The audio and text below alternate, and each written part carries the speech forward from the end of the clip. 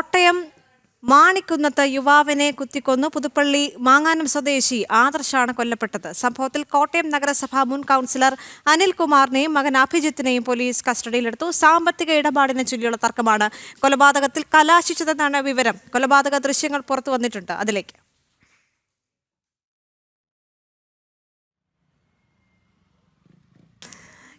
മിഥുൻ മുരളിയിലേക്ക് എത്താം. ആദ്യം മിഥുൻ, വളരെ ഞെട്ടിപ്പിക്കുന്ന റിപ്പോർട്ടാണ് ഇപ്പോൾ പുറത്തേക്ക് വന്നിരിക്കുന്നത്. കോട്ടയം മാണിക്കുന്നത്ത് യുവാവിനെ കുത്തിക്കൊന്നിരിക്കുന്നു.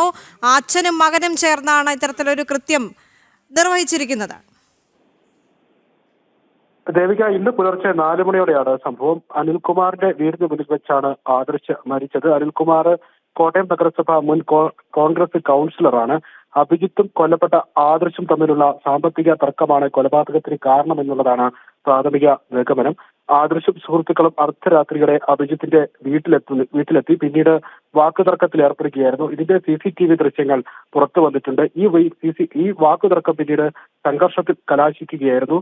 ഈ സംഘർഷത്തിനൊടുവിലാണ് അഭിജിത്ത് കത്തിയെടുത്ത് ആദർശിനെ കുത്തിയെന്നാണ് പ്രാഥമിക അന്വേഷണത്തിൽ പോലീസിന് ലഭിച്ചിരിക്കുന്ന വിവരം. ബോധരഹിതരായ ആദർശിനെ കോട്ടയം മെഡിക്കൽ കോളേജിലേക്ക് എത്തിച്ചെങ്കിലും മരണം സംഭവിച്ചിരുന്നു. ഇപ്പോൾ നിലവിൽ ഈ 2 പേരും കോട്ടയം നഗരസഭ മുൻ കൗൺസിലർ അനിൽകുമാറും മകൻ അഭിജിത്തും പോലീസിന്റെ ഇവരുടെ അറസ്റ്റ് രേഖപ്പെടുത്തിയിട്ടുണ്ട്. പ്രതികളെ വിശദമായി ചോദ്യം ചെയ്ത് വരികയാണ്. വലിയ സംഘർഷം ഈ വീടിന് മുന്നിൽ വെച്ച് ഉണ്ടായത് ഈ CCTV ദൃശ്യങ്ങളിൽ വ്യക്തമാണ്. വാക്കുതർക്കം കുറെ സമയം ഉണ്ടാകുന്നു. അതിന് പിന്നീട് അത് സംഘർഷത്തിലേക്ക് വഴിമാറുന്നു. ആ സംഘർഷമാണ് ഈ കത്തിക്കുത്തിൽ കലാശിച്ചത്.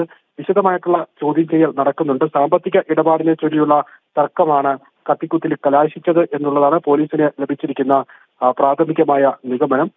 സാമ്പത്തിക ഇടപാടുകളെ ചൊല്ലി ഈ കൊല്ലപ്പെട്ട ആദർശും സുഹൃത്തുക്കളും അർദ്ധരാത്രിയോടെ അഭിജിത്തിന്റെ വീട്ടിലെത്തുകയായിരുന്നു. തുടർന്നുണ്ടായ ബഹളം അത് പിന്നീട് സംഘർഷത്തിന് വഴിവെക്കുന്നു. ഇതിനിടയിൽ കോട്ടയം മുൻ നഗരസഭാ കൗൺസിലർ അഭിജിത്തിന്റെ പിതാവ് അനിൽകുമാറും ഈ സംഘർഷത്തിലേക്ക് എത്തുന്നു. പിന്നീട് അത് വലിയ സംഘർഷത്തിലേക്ക് വഴിമാറുകയും കത്തിക്കുത്തിൽ കലാശിക്കുകയുമായിരുന്നു. ഇതിന്റെ CCTV ദൃശ്യങ്ങളാണ് ഇപ്പോൾ പുറത്തു വന്നിരിക്കുന്നത്. പ്രതികളെ ഇപ്പോൾ പോലീസ് വിശദമായി ചോദ്യം ചെയ്തു വരികയാണ്. പുലർച്ചെ 3 മണിയോടെയാണ് ഈ സംഭവങ്ങൾ ഉണ്ടാകുന്നത്. ദേവിക.